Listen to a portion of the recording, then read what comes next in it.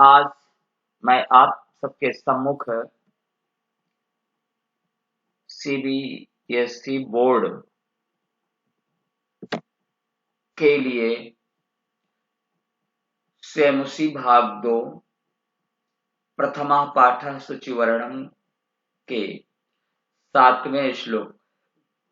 7वें पद को प्रस्तुत करने में जा रहा हूं, जो कि इस पाठ में इस पद को प्रस्तुत करने के बाद ये पाठ पूर्ण हो जाएगा। तो आइए पहले श्लोक सुनिए, उसके बाद अन्वय, पुनः एक पदेनोत्तरत, पूर्ण वाक्यनोत्तरत, भाषिक कार्यम आपके सामने प्रस्तुत किया जाएगा। आप लोग इसको पढ़ें, इसमें और भी जो प्रश्न बन सकते हैं उन्हें बनाएं और परीक्षा में पूर्ण अंक प्राप्त करने के लिए आगे बढ़ें। सप्तमः श्लोकः। प्रस्तरतले लतातरुगुल्मा न भवन्तु पिष्टाः पाषाणे सभ्यता निसर्गे स्यान् समाविष्टाः। मानवाय जीवनं कामये नो जीवन मरणम् शुचिपर्यावरणम्।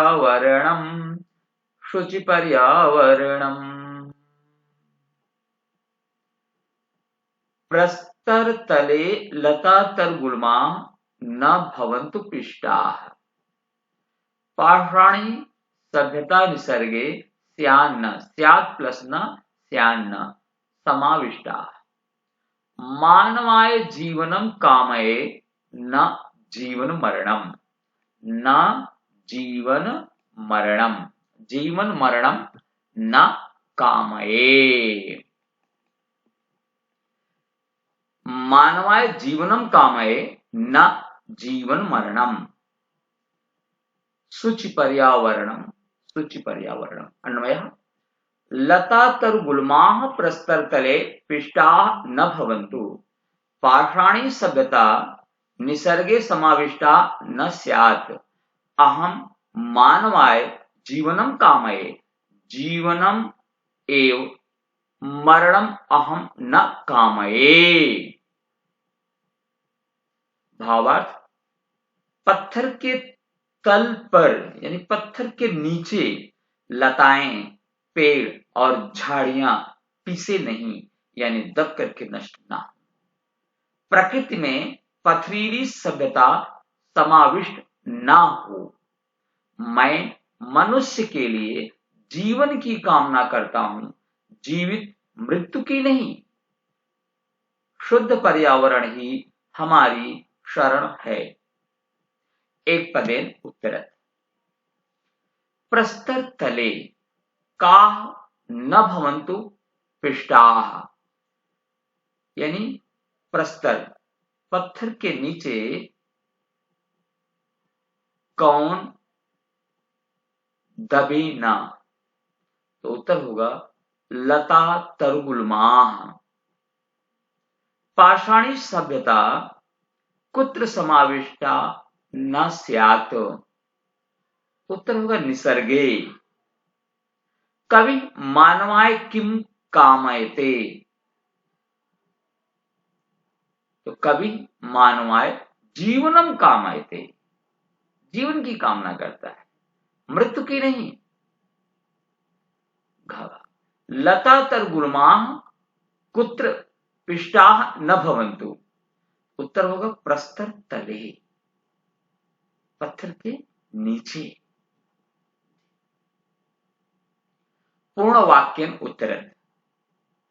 लता तरुगुल्माः प्रस्तर तले किम न भवन्तु। लता तरुगुल्माः प्रस्तर तले पिष्टाः न भवन्तु।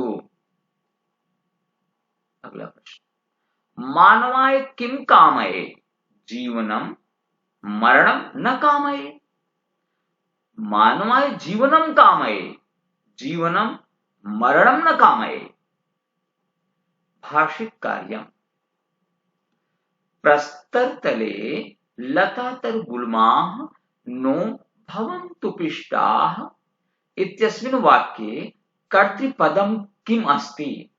उत्तर होगा लता तरगुल्माः। दूसरा प्रश्न है मानवाय जीवनम कामये जीवनम मरणम न क्रियापदम किम अत्र अस्ति किमत्रास्ति? तो उत्तर होगा क्रियापदम किम, तो कामये। शिला इत्यस्मिन् अर्थे कः शब्दः अत्र प्रयुक्तः? अथवा शिलापदस्य पर्यायपदम किम? यहां पर इस श्लोक में उत्तर होगा प्रस्तरः। क्या होगा उत्तर? प्रस्तरः। इसके बाद में इसमें छठा भाग है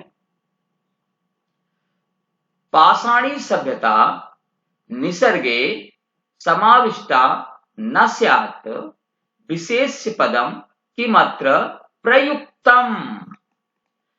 एक बार पुनः सुने। पाषाणी सभ्यता निसर्गे समाविष्टा न स्यात् विशेष पदम किमत्र प्रयुक्तम।